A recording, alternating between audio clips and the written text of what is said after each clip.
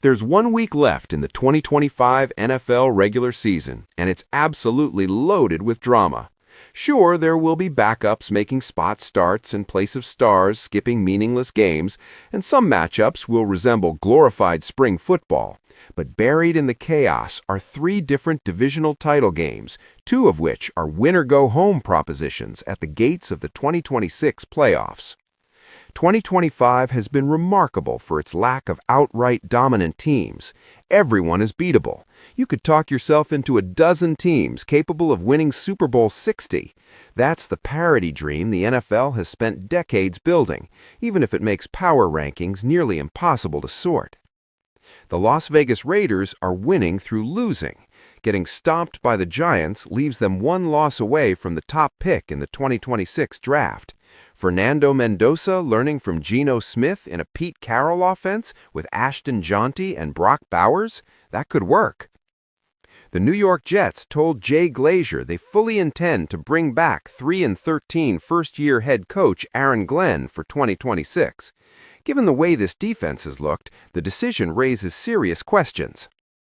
The Tennessee Titans have seen enough from Cam Ward to give him the benefit of the doubt moving forward. Now they need to build around him with better receivers than Van Jefferson and Division III legend Mason Kinsey. The Cleveland Browns may not view Shedeur Sanders as their long-term future, but he has enough high-level traits to stick around in a developmental role. In Week 17, he ruined Pittsburgh's chance to clinch the AFC North by completing 8 of 10 passes traveling at least 10 yards downfield. The Kansas City Chiefs may have fallen from their perch as perennial AFC title game participants, but they also secured $1.8 billion from Kansas to build a new stadium they'll technically rent from the state. Surely no one will regret this after Patrick Mahomes retires. The Cincinnati Bengals showed Joe Burrow still has it, while one of the league's most efficient pass rushes chalked up 4 sacks. It's never too early for Cincinnati to start building toward next season's disappointment. The Detroit Lions were eliminated from the playoff race after losing to a divisional rival, who threw for just 14 net yards in the second half. It's time to wonder how badly the departures of Ben Johnson and Aaron Glenn affected this team. The New Orleans Saints have won 4 straight with Tyler Shough, 3 of which involved game-winning fourth-quarter drives.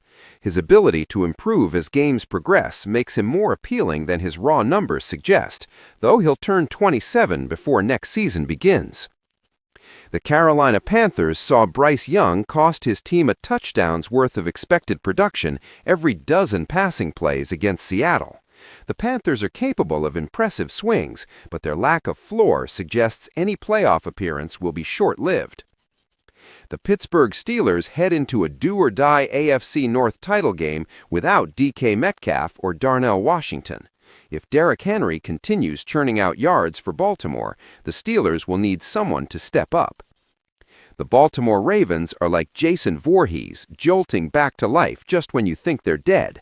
They're 1 win over 42-year-old Aaron Rodgers away from hosting a playoff game. The Buffalo Bills badly need playmakers for Josh Allen, even as he continues shouldering an oversized load weekly. With Keon Coleman a ghost, the 2026 offseason will focus on finding the reigning MVP much-needed help. The New England Patriots screamed their defiance with a game they led 42-3 midway through the third quarter against the Jets. Just like that, New England was back atop the AFC East and still running for the conference's top seed. The San Francisco 49ers have Brock Purdy playing like an absolute star, racking up 13 touchdowns in his last 3 games to put them within 1 win of the NFC's top seed. For comprehensive NFL coverage, subscribe to USA Today News for expert analysis throughout the playoffs.